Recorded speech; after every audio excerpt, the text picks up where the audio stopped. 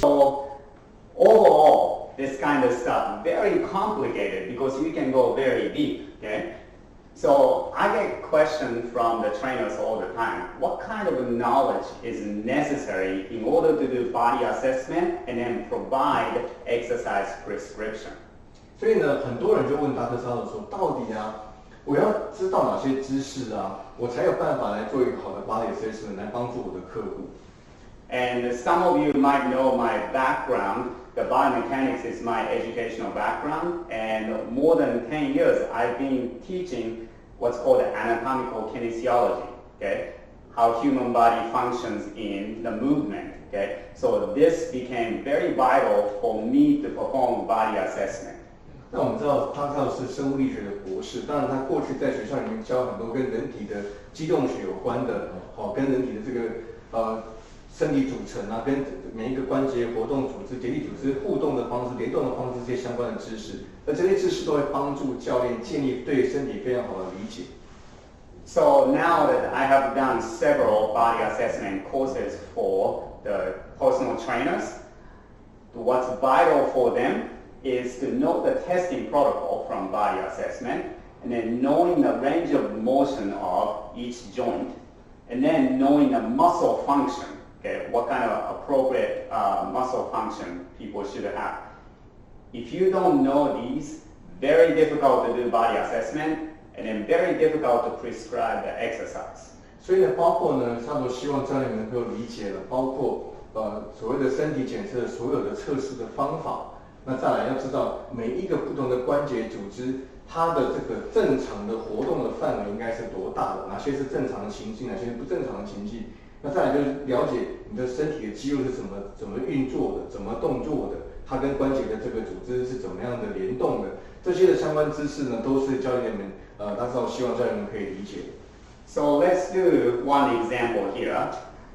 The shoulder and scapular movement, as I talked about how important it is to save the lower back pain. Okay, I'm going to do some demonstration on Jeff to make sure that we can get the right message to you guys. 所以呢，现在请我做一些动作来说明肩关节跟这个肩胛骨的这些联动呢，这些关节组织的运动呢，怎么样来，它怎么透过这样的这个检测来看我的问题。So usually what I do is to check the shoulder, okay, going to the side leg, first 30 degrees of movement, the scapula should not move, it's only coming from the shoulder joint. 好，这个时候呢，把我的手肘往外面摆了，在30度以内的情况下呢，我的肩胛骨不应该产生任何的动作，应该只能靠着我的肩关节来产生动作。So I put my hand on his scapula to make sure that I don't feel any movement. And then from here, 30 degrees to 90 degrees. So next 60 degrees of range of motion, you should have 2 degrees and 1 degree. So it's a 2 degrees, 1 degree ratio. Every 2 degrees I raise, okay, 1 degree of scapular movement. 好，从30到90度的这个情况呢，每肩关节每动2度呢，我的肩胛骨的动1度，比例大概是2:1这样的状况。Okay, so when I go from 30 to 90, okay, what I want to feel is I want to feel a little bit of scapular movement along with the shoulder. Okay. 好，这个时候呢，大家都会希望感觉到我的肩关节呢，会因为这个动作产生一点往外面旋转的这个状态。Once it goes from 90 degrees, okay, from over 90 degrees, okay, it's a 1-to-1 ratio. Every angle from the shoulder, 1 degree of the scapula. So I should be able to feel same way it's moving between the shoulder joint and then the scapula moving same way. 从90度以上呢，肩关节跟肩胛骨的联动应该是1:1。那我的肩关节动1度呢，肩胛骨应该动1度。Okay. So when I explain this in my course, actually I had not had anyone know this kind of anatomical range of motion, okay, and then the muscle function. Again, this is part of the reason why it's so important for me to teach this kind of practical material for those personal trainers. 那过去大特少在美国东肯纳西州立大学教这些课的时候呢，事实上在授课的过程里面发现，几乎没有学生会理解这样的一个知识的背景，所以他才发现说，其实在当一个教练不能了解这样的知识背景的时候，其实是很难在正确的情况下帮他的客户的。Oftentimes, when I do this test, when I get the patient's arm up, immediately I can feel the scapula going up, okay? Or when I move the arm, the scapula does not move. Then I know something wrong with the scapular function. 有时候呢，他在做这个帮着客户做检测的时候，比如他动了某些部位呢，他的肩胛骨联动的非常厉害，或者反过来又有人肩胛骨就不太运动的，这个情况就代表从这些特征跟状态可以看出来，它是属于什么样的一个问题。So, once again, we start to offer courses for personal trainers, and then of course the sports coaches are more than welcome to learn this kind of stuff. The body assessment course, in my personal experience being a personal trainer and then also the training coach for athletes, this is so important to know to evaluate each person. 那我们当然现在呢，针对不管是运动教练嘛，或者体适能教练或体能教练呢，都提供一些课程，来让这些教练能够学到更多的知识。那对 Dr. Sava 来说呢，他认为 Body Assessment 这样的课是对所有的教练非常非常重要的一门课程。And then along with the body assessment course, I've also put some other courses together talking about physiological adaptation, more internal mechanics, okay? And then the pain management, and then more the technology knowledge, okay, for sports and fitness, and then down to nutrition, health, well-being. 那除了身体检测这个课呢，我们包括还做了像生理适应啊这样的课程，谈你这个卡路里是怎么样的，这个在你的身体里面怎么燃烧的，那包括你如何做肌肉的增长的这样的课程。再来就是说关于疼痛管理这个部分，因为等于是Body Assessment的更进阶课程，告诉你因为要怎么做，帮你的客户做疼痛管理。另外呢，还有教你运动科技，比如说你叫 Push Brain 啊、药球啊这样的运动科技产品怎么使用，怎么帮助这产品帮助你的客户能够做更精进的训练。就呢，包括教这个所谓的营养学啊等等，如何透过训练，透过体适能的训练，让你的客户达到更好的身心理的一个平衡跟满足。Okay. As a personal trainer, when I was learning a lot of different stuff, looking back my educational background, these components helped really well in order to work with the clients on a daily basis. 过去Dr. Sava在他的生涯的起始的前3年，事实上是一个所谓的体适能教练，在健身房里面工作。他的客人绝大部分就是一般的这些爱好运动者，或者是就是一般的客人。那他透过这些知识的连结跟运用来指导他的客人，都发现这个效果是非常好的。所以他也觉得，如果我们这些教练们可以了解这些知识变一个系统的时候呢，对教练未来在指导的时候会产生非常大的效果。So talking about the course offer, okay, we're already introducing a body assessment course for the last several times, and then now I'm adding physiological adaptation, which is chapter 2, and it'll be available again in April and May time. 所以我们在4月跟5月呢，会同时再推出所谓的Body Assessment身体检测的课程，同时会推出生理适应的课程来讲。卡路里是怎么在人体里面怎么被燃烧的，它的机制是什么，以及你的肌肉增长的机制是什么，来让这些教练们更理解怎么运用这些知识来帮助你的这些学员或者你的选手。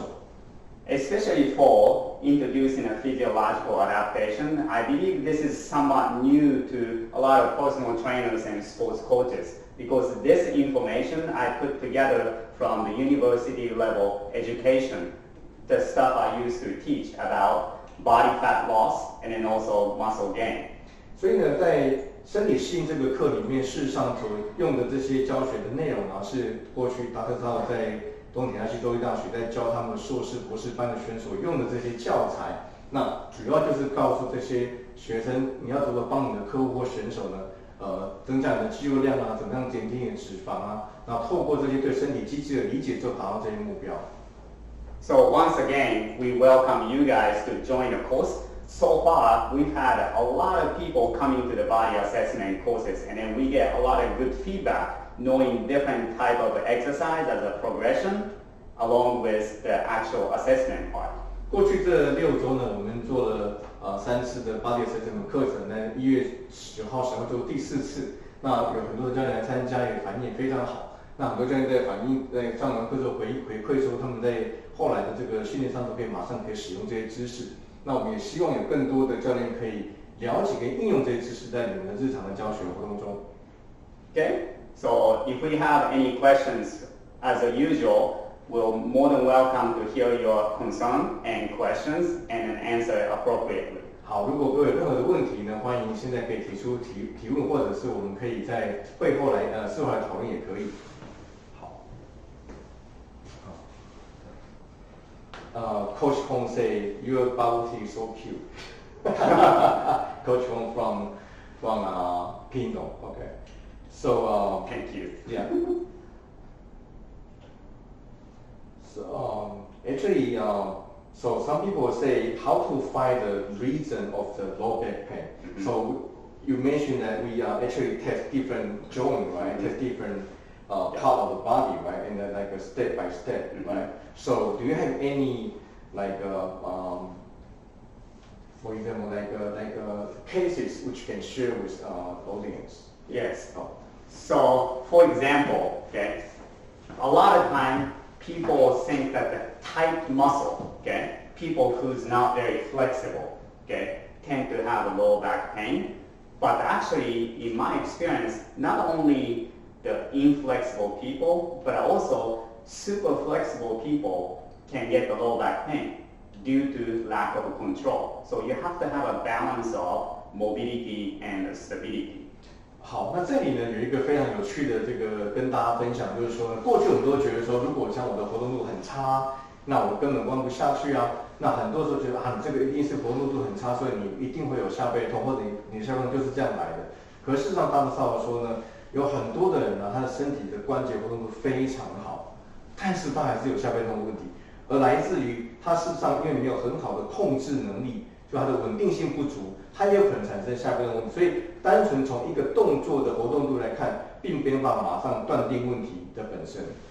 So one example, the people with a really tight hamstring, okay? If you have a tight hamstring, your pelvis actually shift what's called a posterior tilt, okay? Your pelvis actually comes down, and then if you can look at my posture here, if your hamstring is tight, it brings your body down to this back posture, okay? So if this is the cause of that lower back pain, okay, instead of doing a massage, I would go straight to the hamstring to be able to stretch out, so automatically the posture changes. 比如说啊，像我们常讲的 hamstring 就是后侧大腿肌肉群啊，如果你这边是非常非常紧绷的，那它会把你的骨盆往下拉，就会产生像这样的一个动作。那这个动作就很可能产生你的下背痛的这个问题。那这个时候呢，与其去做massage、做推拿、去做按摩，还不如直接来针对你的这个所谓的后腿大腿后侧的肌肉群来做处理呢，会得到比较好的效果。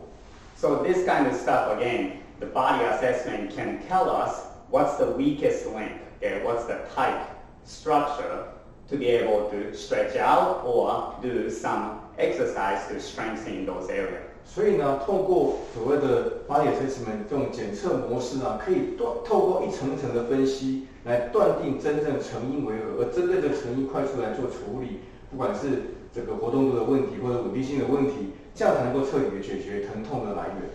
Okay, so this is just one example, but I've done the body assessment on athletes from the junior level to very high level athletes. Every case is different. Okay. Once again, if you know how to test, if you know how to prescribe the exercise, it doesn't matter if you're dealing with a general population or athletes. It should work the same way, okay, with different type of exercises. 所以啊，就是说，他过去的这个学员呢，包括从青少年运动员到甚至国际级奥运等级运动员，或者是一般的客人，就是一般的运动爱好者，只不过你能够了解这些知识的这些整个系统。你就可以用一个非常精准的方法来检测你的客户的问题，而且提出解决之道。Okay. Oh, okay, good question. So arch. Okay, yeah. So one people say, how about the flip? foot, right? The arch is very low, right? How to fix this problem? Because the arch could cause a low back pain. So actually, this foot arch, okay, I actually talk about this in a body assessment section.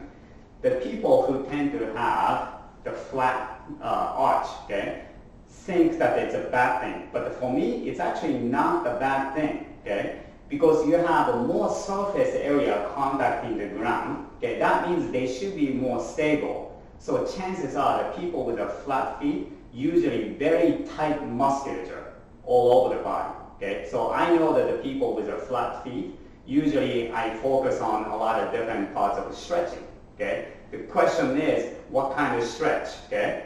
What kind of exercise help to ease the pain, okay? Because we cannot change unless we use the orthotic, right? So correct exercises will help the symptom. OK， 低足弓的人或者扁平足的人啊，他事实上他的照理啊，他因为他的地板跟他的脚的接触面积比较大，正常他的这个稳定性会是比较好的。但低足弓人通常他的整个后半部的肌肉群都会相对比较紧绷，所以呢，这个时候大家都会使用一些不管是伸展的方法，或者一种动作模式的方法呢，来降低这些紧绷的感觉，来降低所谓低足弓对下背痛产生的这个成因。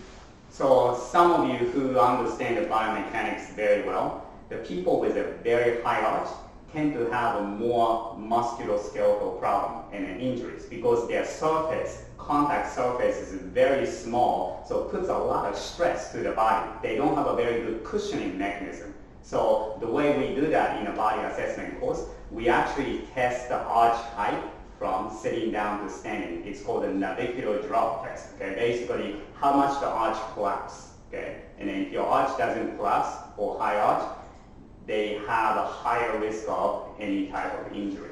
有一个测试呢，这叫 navicular arch test， 那是一个非常特殊的测试法，是测试你的足弓的高低。那透过这个测试法呢，来判断你的足弓的高低。那比如你低足弓的人，你可能要做一个这个所谓的这个叫做足垫嘛，哈。那高足弓的人，当然因为高足弓它的外侧啊就会产生比较多的这个张力，因为它靠到外侧肌肉来做这个支撑，所以不同的足弓的状态的人，我们必须了解这种足弓状态的状态，才能够来判断它的问题本身。Okay, good. 还有没有其他的问题？好，那今天就到这边，谢谢大家。Thank you. Thank you.